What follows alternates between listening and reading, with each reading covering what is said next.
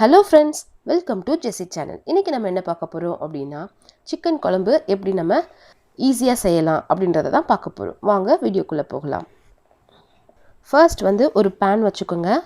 பேனில் ஒரு 3 spoon cooking oil, நீங்கள் என்ன குக்கிங் ஆயில் யூஸ் பண்ணுவீங்களோ அதை சேர்த்துக்கோங்க. அதுக்கப்புறம் ஒரு பிரியாணி இலையை 2 உடச்சி சேர்த்துக்கோங்க எண்ணெயில். அதுக்கப்புறம் 2 வெங்காயம் குட்டி குட்டியாக கட் பண்ணிக்கோங்க. இது நார்மல் சைஸ் வெங்காயம். நான் சொல்கிறது 1/2 kg சிக்கனுக்கு. அதை நல்லா எண்ணெயில் வதங்க விடுங்க.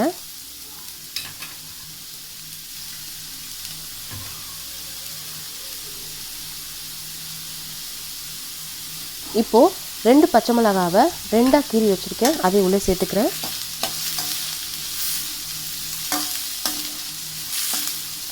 வெங்காயம் ஓரளவுக்கு நல்லா வதங்கிருச்சு.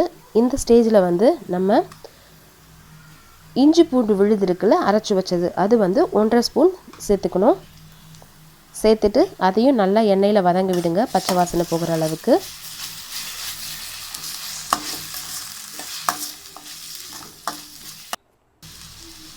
ஒரு 2லேருந்து 3 நிமிஷம் நல்லா வதங்க விடுங்க. அதுக்கப்புறம் நம்ம கட் பண்ணி வச்சுருக்க தக்காளி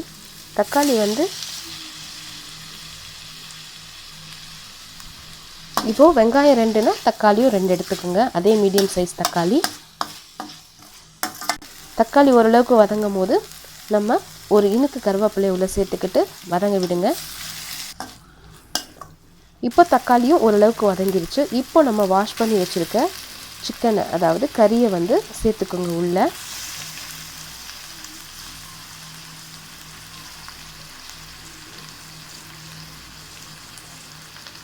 இது நல்லா எண்ணெயில் பரட்டி விடுங்க.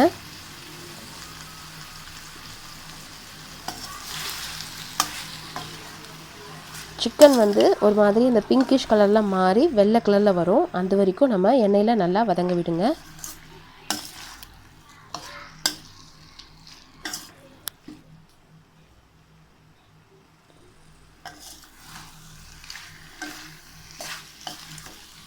பாருங்கள், இந்த மாதிரி வந்ததுக்கு பிறகு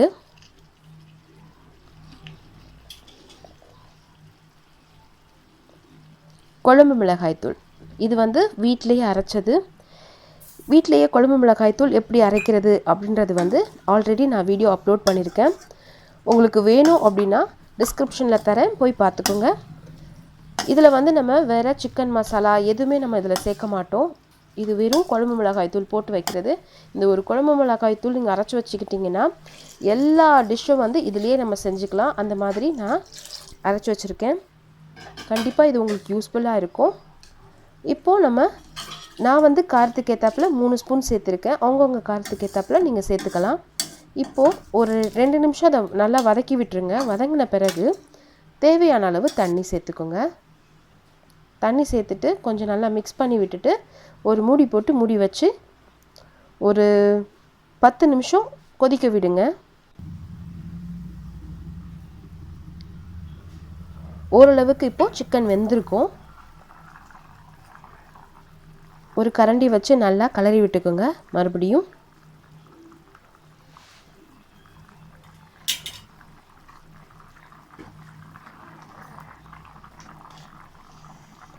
இப்போது தேவையான அளவு உப்பு சேர்த்துக்கோங்க.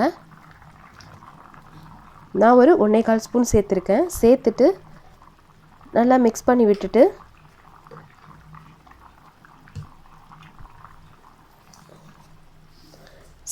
நல்லா மிக்ஸ் பண்ணி விட்டுக்கோங்க. ஒரு 2-3 நிமிஷம் கழித்து நம்ம சிக்கனை, ஒரே ஒரு சிக்கன் பீஸ் வெளியே எடுத்து வச்சுட்டு பாருங்கள் சிக்கன் வெந்திருக்கா அப்படின்னு பாருங்கள். அப்படி வேகலை அப்படின்னா இன்னும் கொஞ்சம் வேக விட்டுக்கோங்க. அதுக்கப்புறம் இதுக்கு நம்ம தேங்காய் அரைக்கணும். அது என்ன போட்டு நான் அரைக்கணும்னு சொல்கிறேன். தேங்காய் 1/2 மூடி எடுத்திருக்கேன். சோம்பு 1 ஸ்பூன், கசகசா 1 ஸ்பூன், பட்டை 1.5 இன்ச் அளவுக்கு எடுத்திருக்கேன், கிராம்பு 5லேருந்து 6, ஏலக்காய் 2, கல்பாசி ஒரு 1/2 ஸ்பூன் எடுத்திருக்கேன். இது எல்லாத்தையுமே போட்டு நல்லா ஃபைன் பேஸ்ட்டாக அரைச்சிக்கோங்க தண்ணி சேர்த்து. இப்போது அதை நம்ம தேங்காய் அரைச்சி வச்சுருக்கோம்ல, அதை இந்த குழம்புல சேர்த்துக்கோங்க.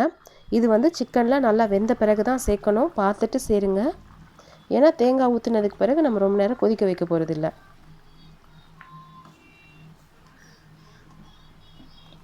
அதுக்கப்புறம் ஒரு 2லேருந்து 3 நிமிஷம் நம்ம கொதிக்க வச்சா போதும்.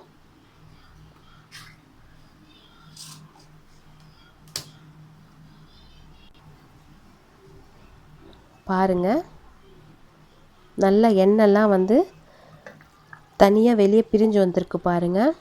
ஸோ நம்மளுடைய குழம்பு ரெடி ஆகிடுச்சு. இறக்கும்போது நம்ம என்ன பண்ணிக்கலாம்னா கொஞ்சோண்டு கொத்தமல்லியும் புதினாவையும் சேர்த்து நம்மளுடைய ஸ்டவ் ஆஃப் பண்ணிட்டோன்னா நம்மளுடைய குழம்பு ரெடி ஆகிடுச்சு. இந்த சிக்கன் குழம்பு வந்து நம்ம சாப்பாட்டுக்கும் வச்சு சாப்பிடலாம்.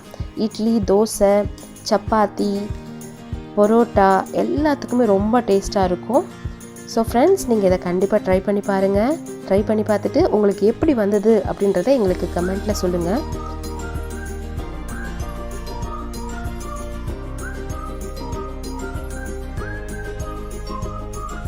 இந்த வீடியோ உங்களுக்கு பிடிச்சிருந்தது அப்படின்னா லைக் பண்ணுங்கள், ஷேர் பண்ணுங்கள்.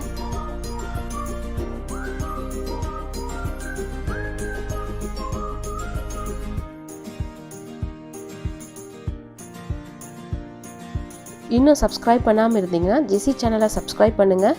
கூடவே இருக்கிற பெல் பட்டனையும் ப்ரெஸ் பண்ணிக்கோங்க. அப்போ தான் நான் போடுற ஒவ்வொரு வீடியோஸையும் நீங்கள் மிஸ் பண்ணாமல் பார்க்கலாம். தேங்க்ஸ் ஃபார் வாட்சிங் ஃப்ரெண்ட்ஸ்.